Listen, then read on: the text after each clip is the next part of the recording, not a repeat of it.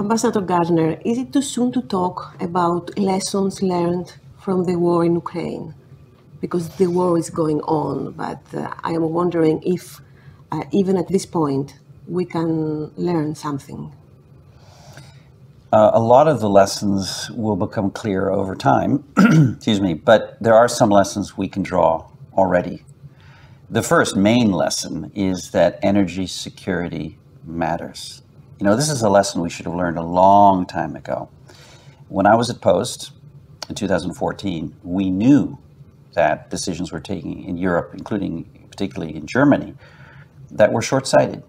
And today, 8 years later, we realize how true that was. Energy security matters. And today, again, Europe is talking about the need for an energy union and the importance of energy diversification, not relying on one supplier.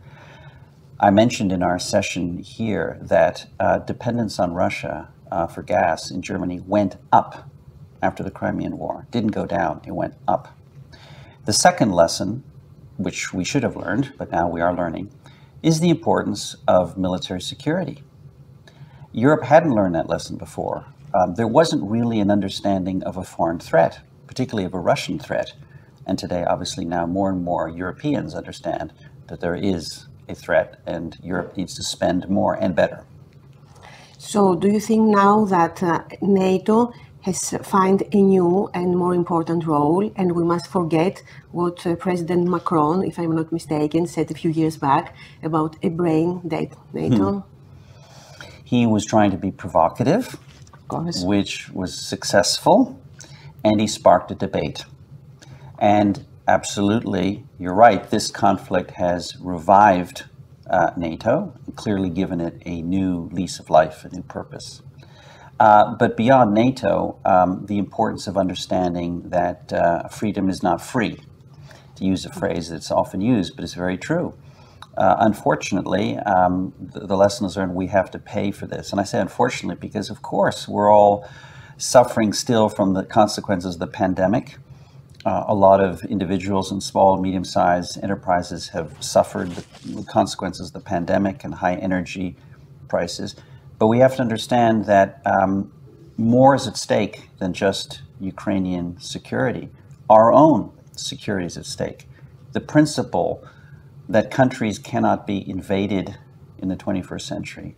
If we do not actually defend the principle of sovereignty and the free choice of people to decide their future, then we are, all of us, at risk. But how do you see this evolving? I mean, the war has to come to an end, but we don't see that in the foreseeable future. And do you see the West, or Ukraine, first of all, negotiating with Vladimir Putin? Is he someone that you can negotiate with? That's a great question. No one has the answer to that. But just a few thoughts. The first is that Europe and the EU in particular have done more than any of us would have imagined possible. I say that as someone who saw what we did together, Europe and the United States, in 2014, which is rather modest, frankly. We did apply so-called economic sectoral sanctions on parts of the Russian economy, but we didn't do enough. Today, we're doing so much more, and I would argue that over the medium to long term, those sanctions are going to be effective. True, the Russian economy hasn't imploded. The ruble has recovered. The economy is doing okay, but there's no doubt in my mind that there are serious economic consequences for Russia over the medium to long term, particularly access to high technology and ability to conduct particularly more sophisticated offshore oil drilling. And Europe will be disconnected from Russia in terms of a major consumer for gas and for oil. Those are big things. Now, how is this going to end? We don't know. But the starting point must be that Ukraine must prevail in its core objective of restoring sovereignty over all of its territory, including the two provinces and Crimea. Now, will Putin negotiate? Well, he's trying everything else. Hopefully he will not resort to tactical nuclear weapons. I would like to think, I believe that even though he has been delusional in his aims and his beliefs, that when faced with realities on the ground, a negotiation will be possible. Do you see also creating this war a lot of problems also in the European and American economies? I mean, inflation is getting worse and worse. People are getting afraid that maybe they cannot be warm in the winter time, and in countries even like Germany or Italy, which they depended a lot on Russian gas. Do you think that maybe that can affect the way people think about this war, and maybe saying, okay, we like Ukraine, we like Ukrainians, we think that they must have their own country, be independent, but at the end of the day, we need other things more than that. You're absolutely right. This war is not yet won. Let's be clear. I think we're being a little bit too over-optimistic. Why? First of all, because winter conditions are setting in, which makes military maneuvers more difficult. But perhaps more importantly, and you were referring to this, Putin understands that time is also on his side. Not only, but it's on his side, because the longer this goes on, the bigger the risk that we in the EU, Europe, start disagreeing about fundamental aims. And also between the United States and Europe, there could be some serious disagreements. And you're right, people are suffering. I travel around Europe quite a bit. Italy is a country I know extremely well. I have a house there. I live in London, but in Italy, many small and medium-sized enterprises are saying we may have to shut down.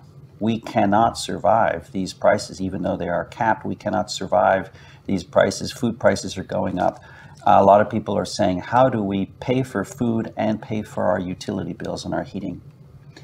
So you're right, longer this goes on, and if the winter is cold, which it appears it may be according to forecasts, I worry. Look, the new Italian government has members of its coalition who clearly want to negotiate now with Russia, who clearly have been rather sympathetic to Putin, but they're not alone. There's Hungary and there are others.